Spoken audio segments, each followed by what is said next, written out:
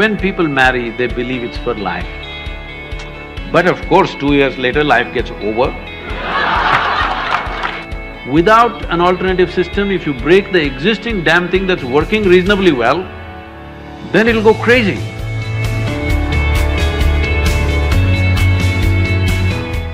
I had this belief, or in fact maybe I was made to believe this whole concept of one life, one partner. But now when I see or observe, the whole monogamous relationships do not seem to be existing anymore. The whole idea of it is gone. What you think about it? Oh, it's not gone, maybe in JNU it's gone.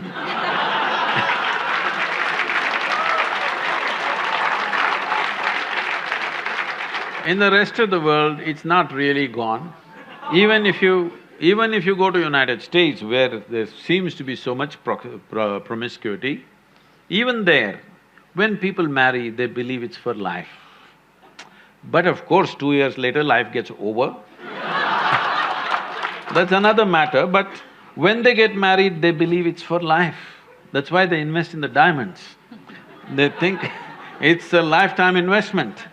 They're putting on that, but unfortunately, for all kinds of things, relationships go wrong. And one reason they go wrong so easily is because people are meeting much later in their life. See, when people met much younger, when their personalities were not concretized, they met early, 17, 18, then two people became like one person very easily. Now they're meeting at 30. Now both are concretized, two concrete blocks. But I'm seeing young people, if they marry, they hang on. If people marry over 50 years of age, they hang on because they've again softened up, concretized again. Between 30 and 50, it's a bit of a concrete block, you know, strong persona. Now, friction happens. Well, if they're wise, they will find something beyond. Well, monogamy and polygamy or whatever kind of gamy, if you want to see, the important thing we need to understand is, you know, we are all here. You and me are here. This means a man and woman came together some time ago. Maybe you think their parents, you know, they don't love, they don't do sex, they don't do anything. Just because a priest uttered a mantra, you were born, probably. No, it's not like that. Somebody had a physical need, so they handle it through marriage, and we are here. When you become 18, you become always against marriage. But when you were 3 years of age, you were for marriage, your parents' marriage. When you were 3 years of age, were you not glad your parents had a stable marriage? Hello? Yes. When you're 18, you think of free sex and no marriage and everything.